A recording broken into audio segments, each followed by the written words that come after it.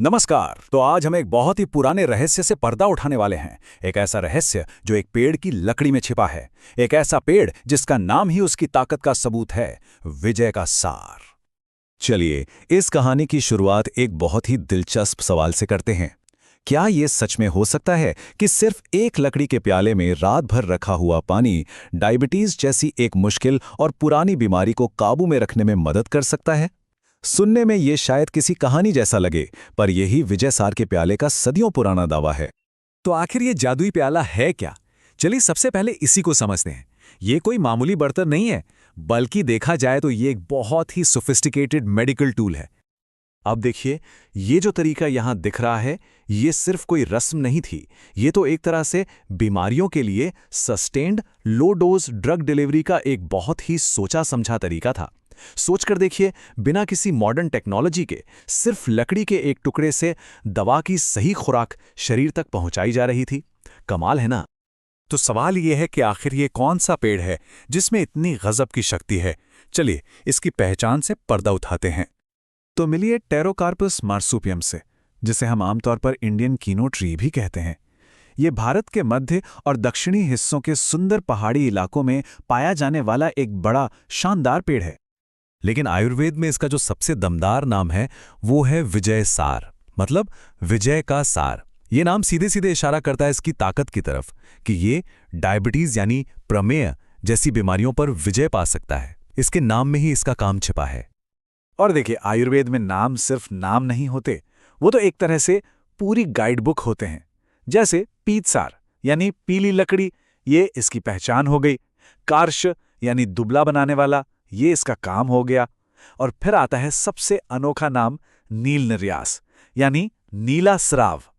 और यहीं से कहानी और भी दिलचस्प हो जाती है।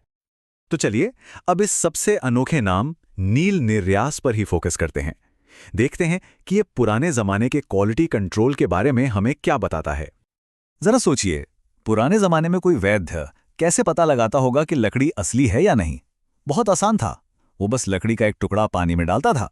अगर पानी का रंग पहले पीला भूरा हुआ और फिर उसमें एक अलग सी नीली चमक दिखने लगी, तो बस ये पक्का हो जाता था कि लकड़ी असली है और उसमें औषधीय गुण हैं। ये एक तरह का एंशिएंट लिटमस टेस्ट था। और ये कोई जादू टोना नहीं था, ये तो प्योर केमिस्ट्री थी।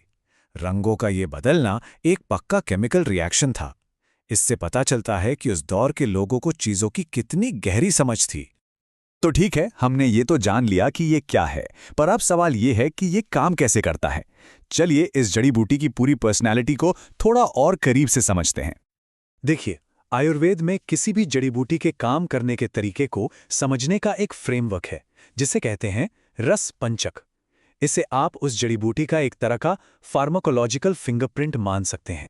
तो विजय सार का जो स्वाद है वो कसैला और कड़वा है, और इसके गुण हल्के और रूखे हैं। ये दोनों मिलके शरीर में जो भी फालतू का फ्लूइड या टिश्यू है उसे सुखाने में मदद करते हैं।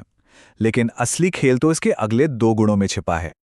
और यहीं पे हमें एक बहुत ही गजब का विरोधाभास देखने को मिलता है। एक तरफ पाचन के बाद इसका असर कटु यानी तीखा होता है, जो मेटाबॉलिज्म की आग को तेज करता है और शरीर से टॉक्सिन्स यानी आम को बाहर निकालता है। लेकिन दूसरी तरफ इसकी तासीर शीत यानी ठंडी है, जो शरीर की सूजन और गर्मी को शांत करती है। अब आप सोचिए, एक ही चीज जो मेटाबॉलिज्म को बढ़ा भी रही है और शरीर को ठंडा भी रख रही है, ये कॉम्बिनेशन बहुत ही रेयर है। मतलब निचोड़ ये है कि ये दवा शरीर की पाचन अग्नि को तो बढ़ाती है, पर साथ ही साथ पित्त और सूजन को नहीं बढ़ने देती, और यही चीज इसे फंक्शनली यूनिक बनाती है। तो अब आते हैं इस जड़ी बूटी के सबसे खास काम पर, इसके स्पेशल मिशन पर। आयुर्वेद में एक बहुत ही खूबसूरत कॉन्सेप्ट है जिसे प्रभाव कहते हैं। ये किसी भी जड़ी बूटी की वो सुपर पावर होती है जिसे उसके बाकी गुणों से नहीं समझाया जा सकता। ये उसका एक विशेष मिशन होता है। और विजय सार का प्रभाव क्या है? वो है प्रमेह घन, यानी इसकी जो सबसे बड़ी शक्ति है वो सीधे सीधे प्रमेह, जिसे हम आज डायबिटीज कहते हैं, उसे कंट्रोल करने पर काम करती है। ये सीधा पैंक्रियाज के टिश्यूज को सपोर्ट करती है। और कमाल की बात यह है कि जो बात हजारों साल पहले कही गई थी, आज का विज्ञान भी उस पर मुहर लगा रहा है। रिसर्च बताती है कि ये ऑक्सीडेटिव स्ट्रेस को कम करता है और लिवर सेल्स में ग्लूकोज के इस्तेमाल को बेहतर बनाता है। मतलब ये एक रसायन या रिजुवेनेटर की तरह काम करता है। ये बात अब साबित हो चुकी है। और अपनी इसी अनोखी ताकत की वजह से डायबिटीज मैनेजमेंट के लिए बने आयुर्वेदिक फॉर्मूला जैसे कि आसनादी कषाय, उसमें ये नंबर 1 इंग्रेडिएंट होता है। तो कहानी एक मामूली से दिखने वाले लकड़ी के प्याले से शुरू हुई और आज के कॉम्प्लेक्स फॉर्मूला तक पहुंच गई। लेकिन मकसद हमेशा से एक ही रहा है, मेटाबॉलिज्म के बिगड़े हुए बैलेंस को ठीक करना। और ये पूरी कहानी हमें एक बहुत बड़े सवाल के साथ छोड़ जाती है कि इस एक पेड़ के अलावा न जाने और कितना प्राचीन ज्ञान है जो हमारी आज की स्वास्थ्य समस्याओं का हल अपने अंदर छिपाए बैठा है और बस इस इंतजार में है कि हम उसे खोज निकालें।